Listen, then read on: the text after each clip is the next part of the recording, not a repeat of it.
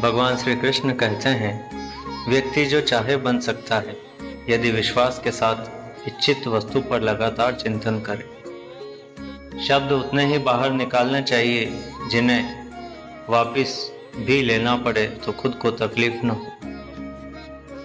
परायों को अपना बनाना उतना मुश्किल नहीं जितना अपनों को अपना बनाए रखना होता है।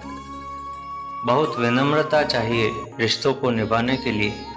छल कपट से तो सिर्फ महाभारत रची जाती है। जीवन में वाणी को संयम में रखना अनिवार्य है, क्योंकि वाणी से दिए हुए घाव कभी भरे नहीं जा सकते।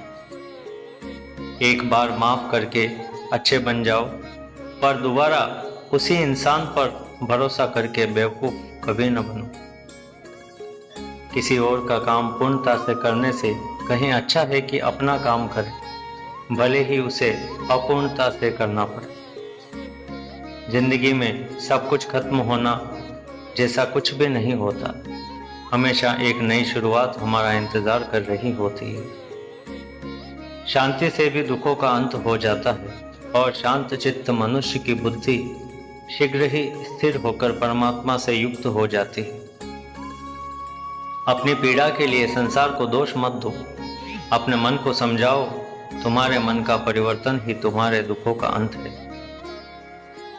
संदेह की स्याही से संबंध के पृष्ठ पर कभी शुभ अंकित नहीं होता है, इसलिए अपने मन के विचार और संबंधों का आधार दोनों ही शुभ रखें। जीवन में आधे दुख का इस कारण जन्म लेते हैं क्योंकि हमारी आशाएं बड़ी होती है। इन आशाओं का त्याग करके देखो, जीवन में सुख ही सुख। जन्म लेने वाले के लिए मृत्यु उतनी ही निश्चित है जितना कि मृत होने वाले के लिए जन्म लेना। इसलिए जो अपरिहार्य है उस पर शोक मत करो।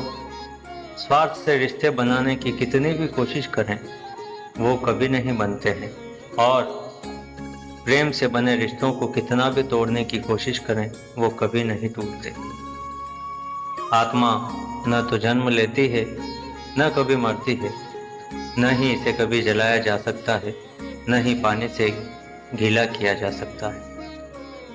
आत्मा अमर और अविनाशी है।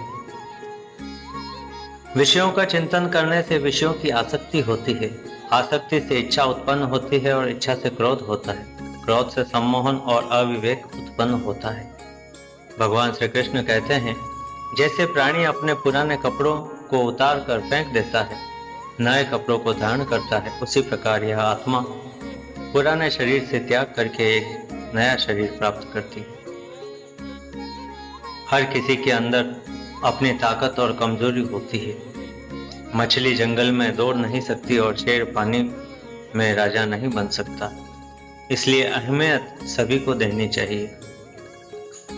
अगर कोई मनुष्य हमारे साथ बुरा कर रहा है तो उसे करने दो, यह उसका कर्म है और समय उसके कर्म का फल उसे जरूर देगा। लेकिन हमें कभी भी किसी के साथ बुरा नहीं करना चाहिए, क्योंकि यही हमारा धर्म है।